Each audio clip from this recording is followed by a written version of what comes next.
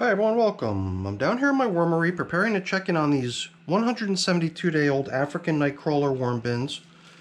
10 days have passed since we fed these little guys, and when they got fed 10 days ago, they received something that they may or may not have even been able to eat any of, which is corn cobs.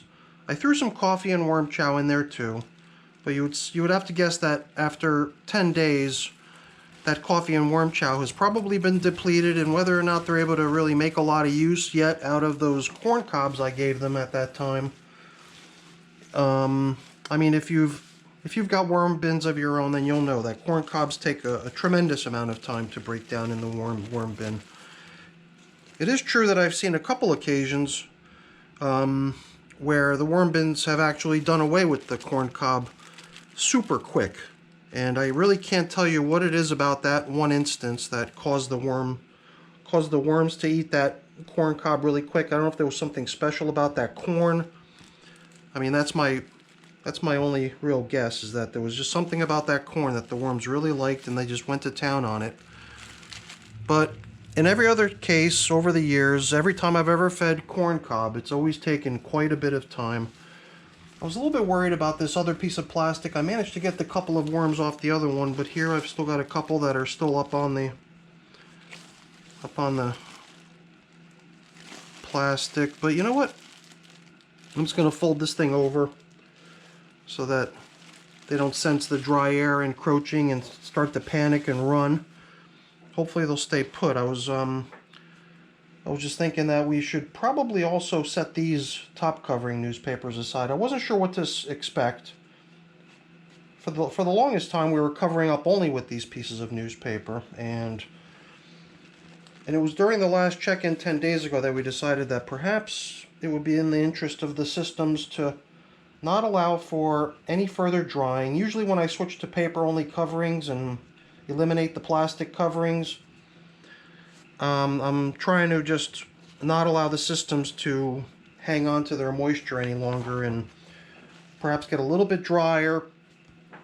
And that was the original idea of going paper-only toppings here for quite some time. But during the last check-in, we decided that it was probably time to not permit any further drying, and that's the reason the bubble wrap coverings came back on.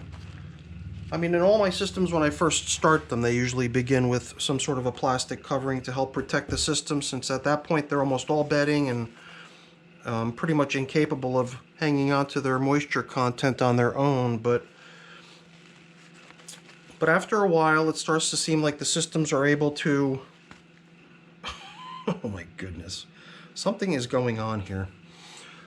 It was these systems last time that we found the same exact evidence of something coming in here and disturbing the material.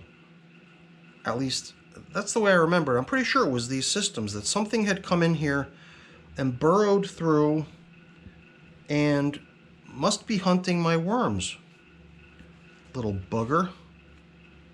Man, I thought I had done away with them because I had positioned some of those little green traps out here in the basement. And I positioned them in such a way that, they're kind of rectangular, so I stood them up on their end, so if any little creature comes to eat them, it would be tipped over and would be a sign that there had been a creature there nibbling on the bait. The bait is actually a poison. But I'm starting to think that I'm going to put the bait right into here. Because if they keep coming back for this bin over here, and I believe that this must be bin number 2, right? I'll usually put bin number 1 to your left, and then bin number 2 to your right. And I'm fairly sure, I'm going to have to check the video from last time, but I'm pretty sure that this was the same bin where we saw the same exact thing going on last time. So whatever it is that came in here previously has returned and has once again left signs that they were here. I mean, that's just my best guess. I really don't know. I thought the problem had been dealt with and was over and done with, but I guess I was wrong. And you know what? At the end of this check-in, the finishing touch here is going to be the insertion of that little green block, which is still sitting over where I thought the little creatures were coming from, because it was over there that I had observed some disturbance of my little collection of seeds. I had some pumpkin seeds and some sunflower seeds and a variety of things stacked up with which I was going to eventually make some worm chow.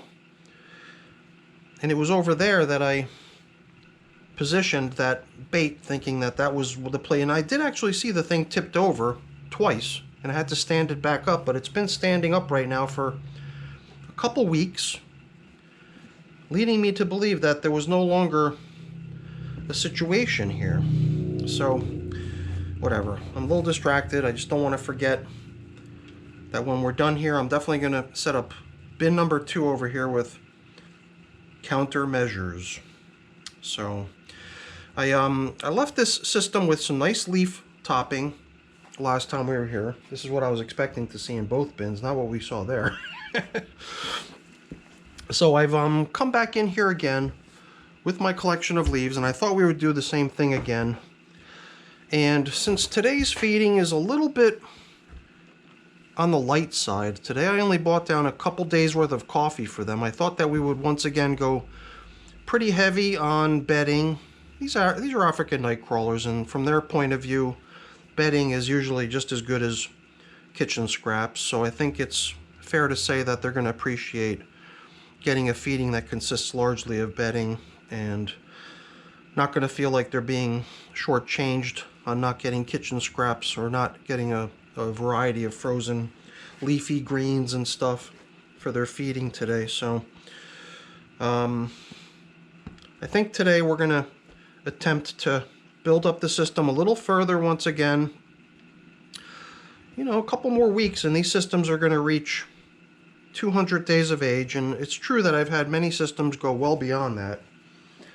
And I've been thinking maybe I'm not going to run my systems quite so long anymore. I'm going to maybe bring them to a close a little sooner. And if you know me, if you've been here on my channel for some time, you know that I usually treat the use of leaves like this, straight out of the garden, as a little bit taboo in older bins, mainly because of the stems that come in. Knowing that the stems are going to take some extra time to break down, I tend to shy away from using leaves in my older systems. But I feel like here, this might be like the last hurrah on using leaves, and I thought that we would go big on using leaves. So I even thought that maybe we would even go so far as to just maybe empty that box into here and sort of incorporate the leaves into not only being, you know, a nice top coating, which we'll do again today. We'll sprinkle the top to give it that nice earthy feeling, and it'll also give us a good visual indicator as to any sort of future disturbances that might occur in here again. Because at this point I'm almost anticipating it to happen again. Because it does seem to me like there's space in here where we can expand, give these little guys a little bit more room to live in. So let me see, how are we going to do this? I guess, you know, we'll go big on top coating with the leaves, but we'll also incorporate some of my prepared bedding, which I've also got here on hand. I thought that we'd combine them because this stuff gets prepared wet, and I thought there'd be an advantage to going with some more damp stuff down low within the feeding area, combining a little bit of leafy material as well. I mean, this prepared bedding also includes leaves, but then also sprinkling in some leaves as if it were just straight old food with the coffee and the worm chow, and then going heavy on the top coating with the leaves. And I guess to try to also make things a little bit interesting, I thought of maybe utilizing this stuff here. I don't know, I might hang on to this here, because if we're going to make the focus sort of leaves today as far as bedding goes, maybe we won't use paper. So let's see, before we pile in the new coffee and worm chow, let's return the old foods back to where they came from. I'm just trying to remind myself, let's not forget to put that green mouse stuff in here when we're finished. And you know what, we've got nice replacement feeding zone indicators here too, so we can also boost up the food supply down here in the feeding zone by including the old feeding zone indicators as supplementary bedding down in the feeding area.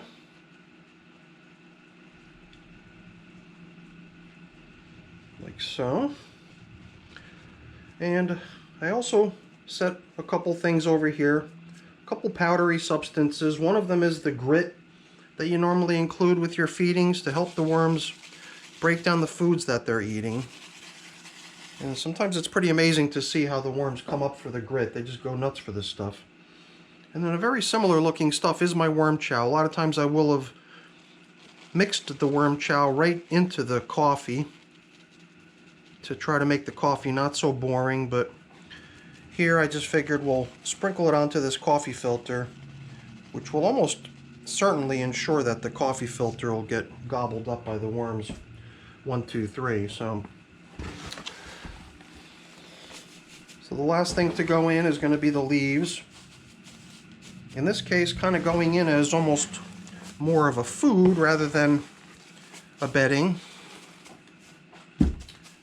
And just to make it a little bit more interesting, we're going to spice this stuff up with a little bit of my worm chow too. And I'm going to come in here with my spray bottle. I've got this spray bottle over here too, all pumped up and ready to go as well. Because like I mentioned earlier, we came in here with plastic coverings to try to prevent any further drying of the material in here. And I think the material is just about right.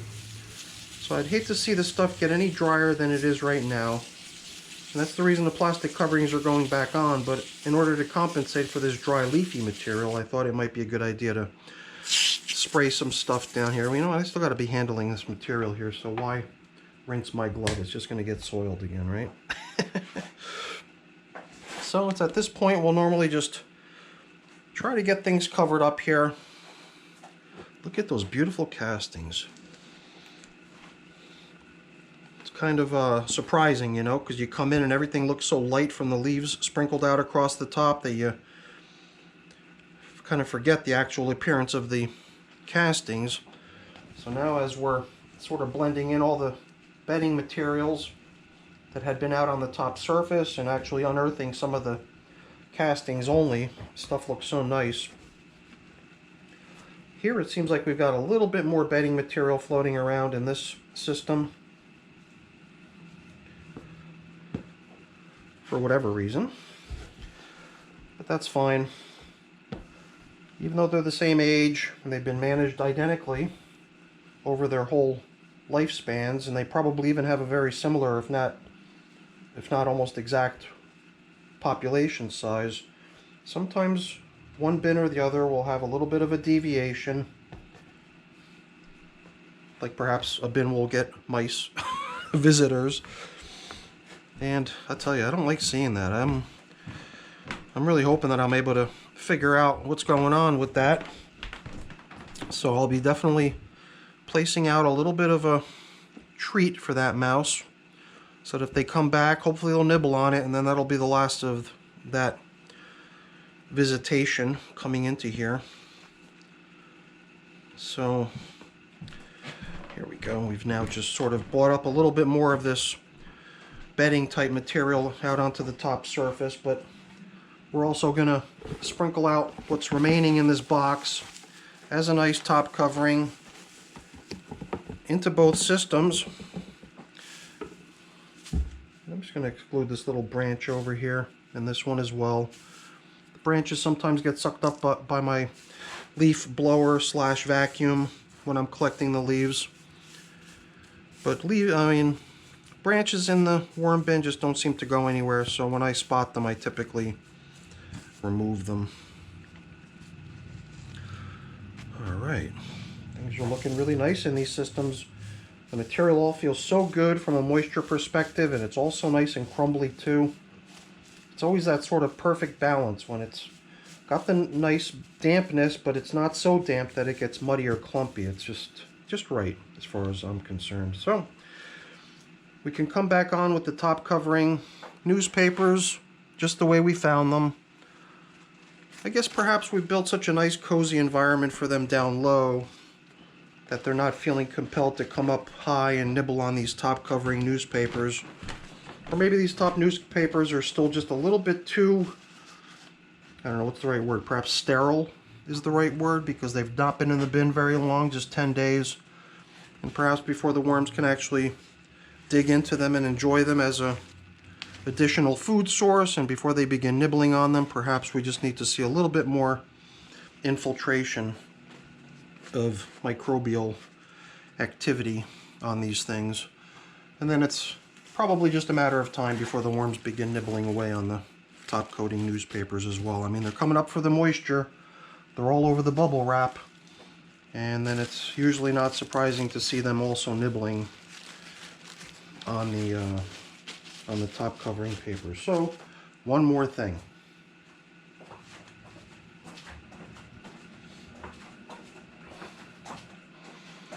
And that is this.